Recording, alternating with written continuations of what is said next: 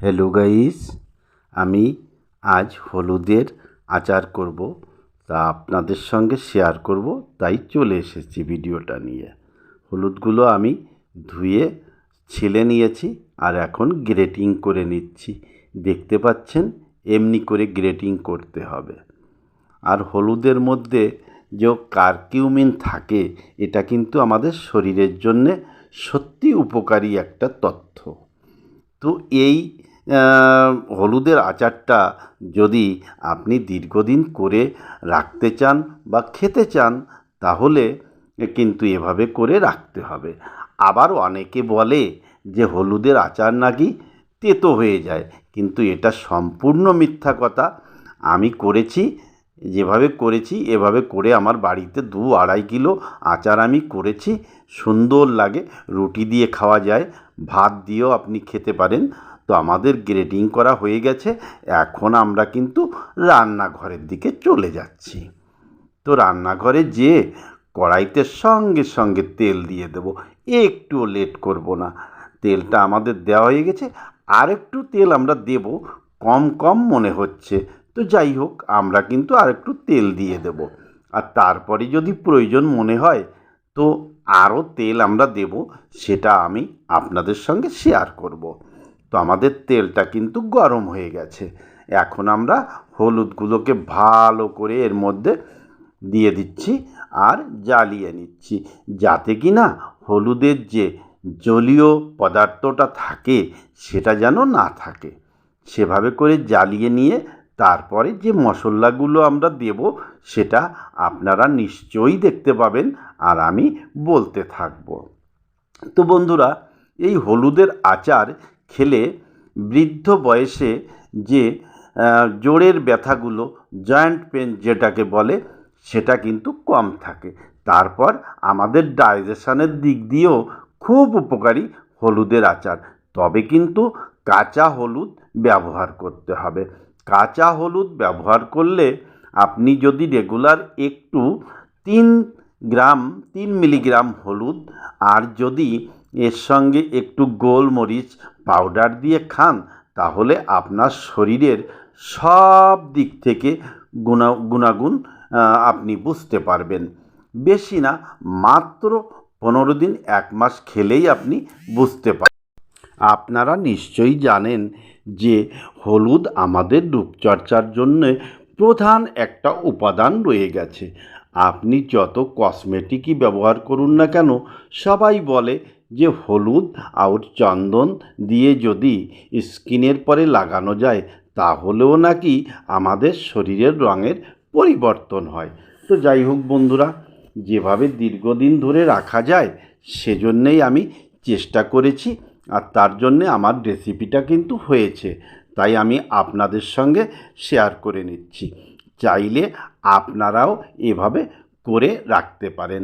তো বন্ধুরা, আমি বলেছিলাম যে হলুদের মধ্যে যে নমিটা থাকে, জলীয় পদার্থ, সেটা কিন্তু আমরা তেলের মধ্যে দিয়ে নাড়াচাড়া করে করে উড়িয়ে দিয়েছি। তেলটা কিন্তু এখন আর নেই, দেখতে পাচ্ছেন আপনারা। তেল কিন্তু ছেড়ে দিয়েছে হলুদ থেকে। তো আমরা এখন কি করব, আমরা এখন এর মধ্যে কিন্তু একটু লবণ দিয়ে দেব। আমাদের 2 কিলো হলুদ ছিল, তো আমরা পরিমাণ মতো লবণ, প্রায় 3-4 চামচ লবণ আমরা দিয়ে দিয়েছি। আপনারা যতটুকু করবেন সেভাবেই পরিমাণ মতো ব্যবহার করবেন। যে যেভাবে লবণ খান সেভাবেই ব্যবহার করবেন। আর এই আচারটা আপনি দীর্ঘদিন ধরে রাখতে পারেন। আপনি যদি চান তাহলে 6 মাস ধরেও পড়ে থাকবে। কিন্তু এখানে একটা কথা আছে, সে কথাটা হচ্ছে যে আচারটা কিন্তু যে কোনো মুহূর্তে হাত লাগানো যাবে না। আপনি এঁটো হাতে তোলা যাবে না, আপনি যা খাবেন সেটা আগে থেকে নেবেন। আর এই যে দেখছেন, কটা লং আর কটা গোলমরিচ, 4-5টা লং আর 10-12টা গোলমরিচ আমরা কুটতে দিয়ে দিয়েছি। কুটনিতে কোটা হবে আর তারপরে আমরা এর মধ্যে এটা অ্যাড করব। এই যে দেখছেন, আমাদের কিন্তু কোটা হয়ে গেছে আর আমরা কিন্তু ওর মধ্যে ঢেলে দিয়েছি। এখন আমরা নাড়াচাড়া করে খুব মিশিয়ে নেব এটাকে। তো এমনি করে আপনারা করে নেবেন, দীর্ঘদিন ধরে থাকবে আর খেলে শরীরের খুবই উপকারী হয়, যেটা আমি ভাষায় বর্ণনা করতে পারবো না। আপনারা চাইলে হলুদের গুণাগুণ সম্পর্কে ইউটিউবে সার্চ করে, গুগলে সার্চ করে দেখতে পারেন হলুদের কত গুণাগুণ রয়েছে।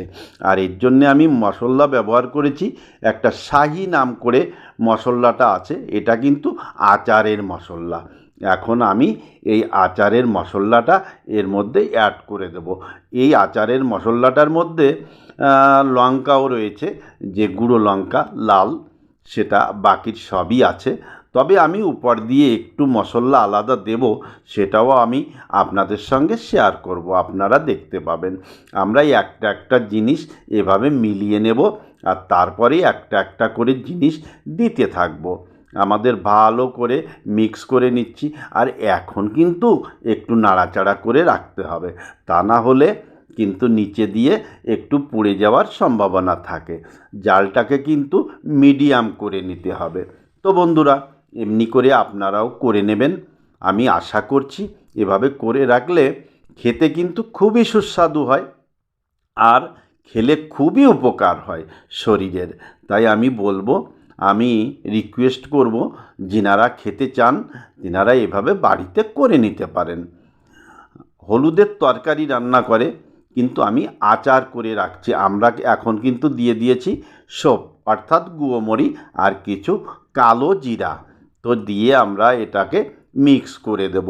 এটাই কিন্তু একটা সুগন্ধ আসবে। তো আপনারা চাইলে এভাবে দিতে পারেন। তো আমাদের আচার কিন্তু প্রায় রেডি হয়ে গেছে। আমরা কিন্তু নাড়তে থাকবো আর দেখতে থাকবো তেলটা ছেড়েছে কি না। যদি জল থাকে তাহলে কিন্তু তেল ছাড়তে চায় না। আর এখন দিয়ে দেবো 3-4টা লেবু আমরা কেটে রেখেছি। লেবুগুলো দেখতে পাচ্ছেন নিচড়ে নিচড়ে আমরা ওর মধ্যে ওর রসটা দিয়ে দিচ্ছি।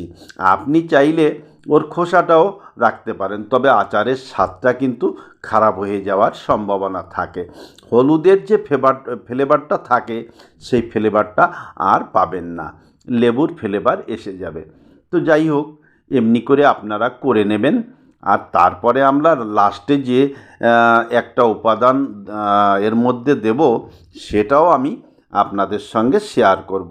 তো বন্ধুরা, আমাদের আচার কিন্তু রেডি হয়ে গেছে। আমরা লেবুর রসটা দিয়ে আর একটু নাড়াচাড়া করব, কারণ লেবুর রসে তো জল থাকে, তাই সেই জলটা উড়ে যাবে, শুধু ওর খাট্টাপনটা আমাদের রাখতে হবে। তো যাই হোক, দেখতে পাচ্ছেন আমাদের আচার কিন্তু একদম পারফেক্ট রেডি হয়ে গেছে।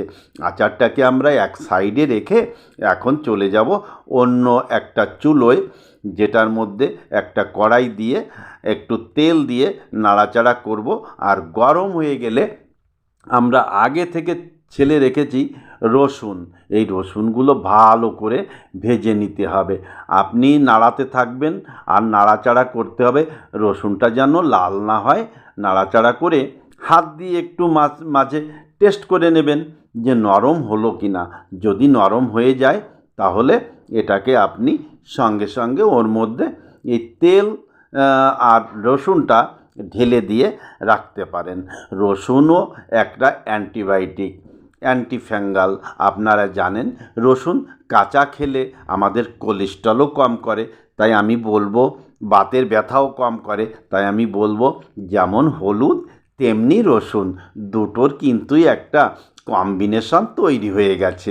এই কম্বিনেশনে যদি আপনারা করে রাখতে পারেন তাহলে, আর যদি প্রতিদিন একটু খেতে পারেন, তাহলে কিন্তু আপনি এর উপকারিতা অবশ্যই পাবেন। আর না পেলে আপনি কমেন্ট করে আমাকে জানাবেন। আর দেখবেন আমি বলেছি তেতো কিন্তু হয় না। আমাদের আচারটা হয়ে গেছে, আমরা ঠান্ডা করে নিয়েছি। আর এখন আমার গিন্নি সাহেবা এটাকে একটা জারে রাখছে প্যাক করে। তো একটু একটু করেই রাখতে হবে, তা না হলে কিন্তু পড়ে যাবে। তবে এই জারটা কিন্তু অবশ্যই কাচের হতে হবে। কাচের জারে রাখলে সব থেকে বেশি ভালো হয়। চীনামাটির যে জারটা, ওতে রাখলে নাকি আমি শুনেছি অনেক দিন থাকলে ক্ষতিও হয় শরীরের। তাই আমি কাচের বয়ামই নিয়েছি। আপনি চাইলে মাটির যে হাঁড়ি থাকে এখানে পাওয়া যায়, তার মধ্যেও রাখতে পারেন।